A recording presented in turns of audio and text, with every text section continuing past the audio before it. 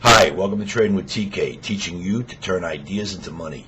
We're at www.tradingwithtk.com, and this is our weekend question and answer period. And I got a number of questions all on the same topic, but the first one I got was from, pardon me if I mispronounce your name, Shasank, and he writes, thanks for keeping your readers on the right side of the market. I have a question for this weekend's question and answer period. How do you gauge the relative strength of these rallies, and is it advancing volume? Is it a climatic sell-off prior to the rallies? I want to make sure I capture this clearly so that I can recognize an important market bottom in the future. Keep up the good work. I got a number of emails asking me about what criteria I put together to be able to say that the low is in. Okay, so we're going to go through it, all right? But each one of these factors that I'm going to mention, I've already mentioned in prior videos. As I saw them developing over the last 20 days, I brought them to your attention. But, they came out in dribs and drabs, and so in this video I'm going to consolidate them, and maybe you can see them a little clearer, because they came out, in dribs and drabs over a period of days. But I did mention them to you. Okay, the first thing we needed was we need fear at the bottom of any important low, all right? And I don't mean a little bit of fear. I mean a lot of fear, like the whole world is coming to an end, and we had plenty of it, and the media played right into it. They always love to fuel the fire, They love disasters, The news is really, let's tune into the disasters of the day. It's not really the news, But we had Indy Bank going under. We had Fannie Mae on the verge of collapse. We had senators yelling at each other, pointing fingers. We had senators and congressmen yelling at the Treasury Secretary on television. So there was so much fear around. People were so fearful they couldn't even see the fear. They didn't know it was even an indicator. But anyway, so fear was there. So that was criteria number one. And we have greed at the top, fear at the bottom. So I knew there was a ton of fear around. The next thing that I noticed was the pattern on the way down over the last few days. I had mentioned to you, I said, I don't know what it means yet, but it's catching my eye. I think it's going to have some sort of significance pretty soon, but I just didn't know exactly what. But I mentioned it a couple of times that I thought it was significant. The next thing that happened was the day that the market bottomed, the day the market actually made its low. At 4 o'clock, I go sit in my easy chair and I try to put my head back and let my brain catch up with the information that's been thrown at me all day long. So while I was doing that, it was about 4:15, I start flipping through some of the channels, and lo and behold, on CNBC, there's Bob Persani on the floor of the New York Stock Exchange, my old hunting ground. And he's there, and he's telling us in a very negative way, like it's the end of the world, and this is such bearish news, that there were 600 new lows made that day. Boom, a bell went off in my head, because I know this is the Joe Granville indicator, how to spot a important market bottom. And and I've mentioned this before to you. That indicator is when there are 500 or more new lows made in any one day on the New York Stock Exchange. It's a sign of a washed out market and close to an important bottom. And here we had 600. And Persani's putting it across like, oh, and there's more to come, I didn't see it that way at all. I said, aha, first important signal. Okay. So then after that, what we need is, any time a market puts in an important bottom, the rally that comes off that low is so powerful that it knocks you over. It doesn't let you in. It's relentless. And that's exactly what happened over the next 5 days. We had over 1,100 point rally in 5 days. Very significant push. I even mentioned it to you. I said, if you want to see what a rally looks like coming off an important low, you're living through it right now. This is it. So now we've had a interesting pattern coming down. We've had 600 new lows in one day. 5 days later, we're up over 1,200 points from the low. And the pieces are just starting to fall into place. I just don't think it was any genius on my part to be able to put this together and say, aha, I've lived through them before. Maybe it's the experience, okay? So anyway, then we need a pullback, and we got it. Came back a little bit further than I wanted. But then we needed to see a pattern where it held up, and I needed to see some sort of bullish pattern being formed.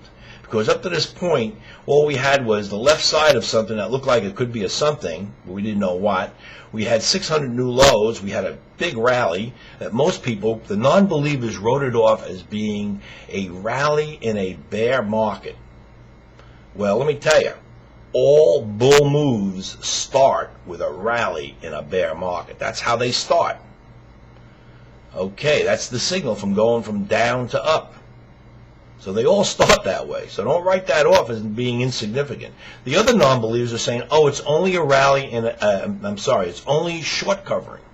Well, first of all, you don't know for sure whether it's short covering or not. Unless you know these players personally and you know their positions and you know what they're doing, you don't know for sure whether it's short covering or not. But let's assume that you happen to be right, that it was short covering. Well, don't write it off, because if these guys were smart enough to sell these stocks short at the top, don't you think they're smart enough to know when to buy them back? It's significant buying. You're tricking yourself when you say, oh, it's only short covering. It's something you just don't want to believe.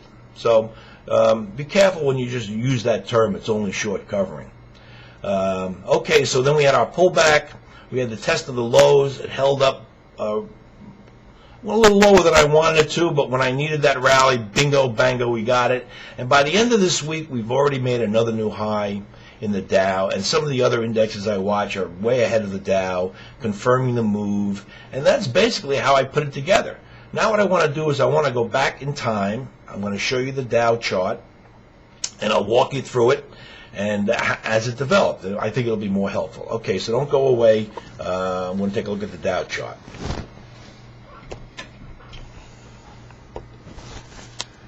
Okay, this is the Dow chart going back in time to the day that the market made its low.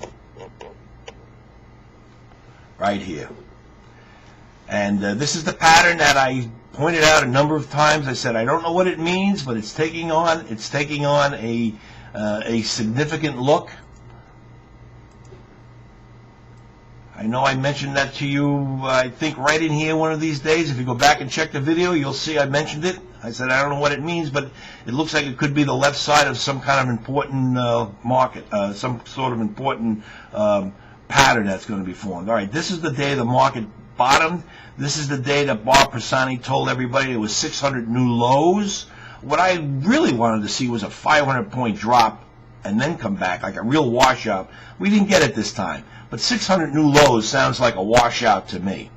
So now what we need is we needed a rally after that. And sure enough, the next day, what a nice rally. Bingo. And it closed right on the high of the day. And bingo again. I think this is the day I said, if you want to see what an important rally looks like coming off an important low, you're living through it. Now all of a sudden this pattern is now starting to take on more of a significance. Then the next day, another up day. The next day, another, well, basically it closed down, but the pattern is still up.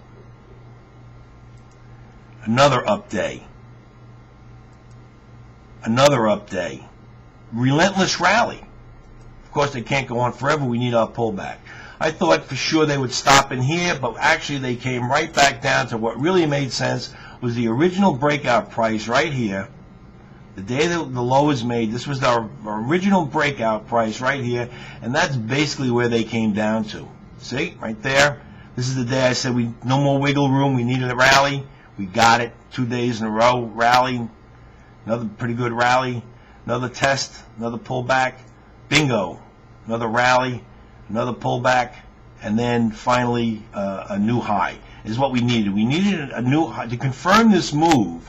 I said in here, my bet is we make a new high before we make a new low, and 95% of everyone who was watching me said, you're out of your mind. Everyone would have taken that bet and given me odds that day. Now I can't find anybody who would take the bet because they would have lost. And it was at this point I decided that this is definitely an ascending triangle look. Now we've got this V bottom. Well, it just all fell into place for me. Okay, so that's basically how I put the evidence together.